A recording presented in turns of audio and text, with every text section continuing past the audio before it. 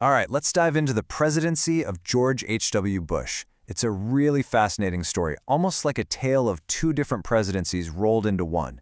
You have these incredible historic highs on the world stage, and at the exact same time, these really tough, debilitating challenges right here at home. It's a story of soaring success and a really stunning political fall. And that really brings us to the central puzzle of the Bush presidency. I mean, think about it. After the Gulf War, his approval rating was nearly 90%.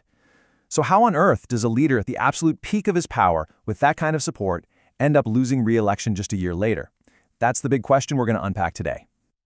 Okay, so to really get his presidency, you have to understand both the man and the moment he stepped into.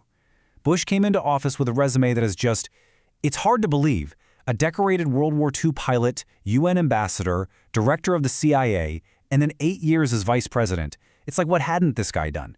And all that experience in foreign policy, it was going to be absolutely crucial because he was about to step onto a world stage that was changing by the minute. And that world stage is really where Bush just completely shined. The Cold War, the one thing that had defined global politics for almost 50 years, was coming to this dramatic, messy, and totally unpredictable end. In a moment like that, it didn't need a loud voice or a showman. It needed a steady, experienced hand. I mean, just look at how fast all of this happened. He's just months into his term, and boom, the Berlin Wall falls.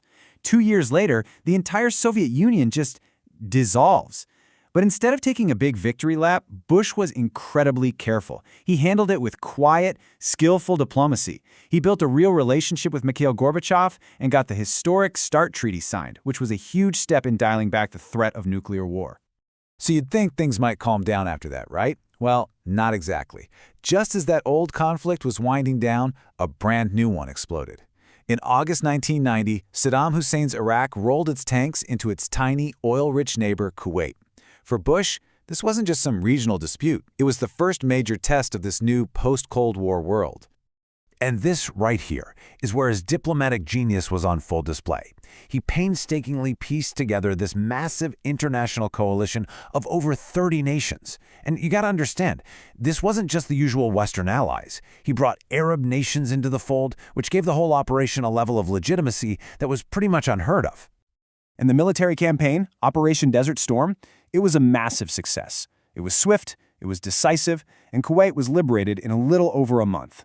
Coalition casualties were incredibly low, Bush was hailed as a hero all around the world, and back home, his approval ratings just shot through the stratosphere. This was it. This was the absolute high point of his entire presidency. So he's on top of the world. What could possibly go wrong? Well, while all eyes were on the world stage, the economy back home was starting to crumble. And this is where the entire story just takes a complete U-turn. By the early 90s, the U.S. was in a recession. People were losing their jobs and the national deficit was ballooning.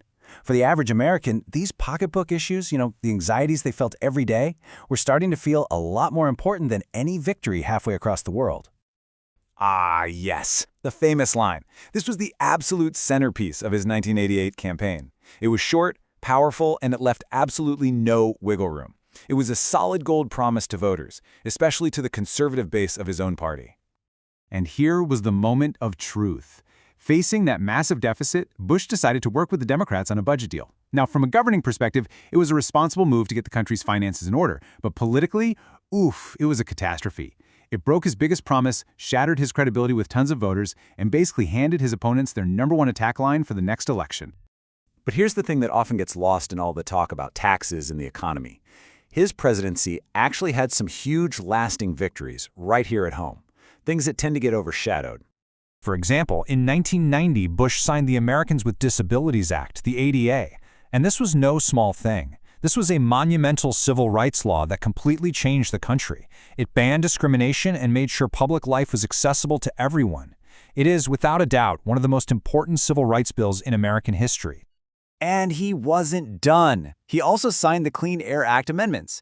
This was another huge piece of legislation that took on major environmental problems like acid rain and the hole in the ozone layer. It was an ambitious law that had a real positive impact on the environment. So, how do we square all this? You've got this incredible, world-changing success in foreign policy, major wins on civil rights and the environment, but then you have this painful recession and a politically disastrous broken promise. It all comes together to form a very complex and ultimately one-term legacy. You can really see the contrast laid out here. The strengths are historic, literally world-changing stuff. But the weaknesses, they hit people right where they lived, their jobs, their wallets, and their trust in their leader. He was seen as being disconnected from their pain. And when the 1992 election came around, those weaknesses were what mattered most to voters. So in the end, that's the paradox that defines his presidency. He was, without question, a master of foreign policy. He was absolutely the right person in the right place at the right time for the world.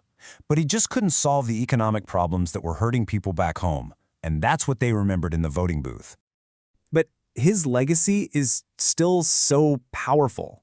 I mean, the peaceful end of the Cold War isn't some small historical footnote, and laws like the ADA continue to shape our society every single day. These things left a massive, lasting impact that goes way beyond his single term in the White House. So, I'll leave you with this to think about. Was George H.W. Bush a brilliant global leader who just had terrible timing when it came to the domestic economy? Was he the right man for the world, but the wrong man for America at that specific moment? It's that question that makes his presidency so incredibly compelling to look back on.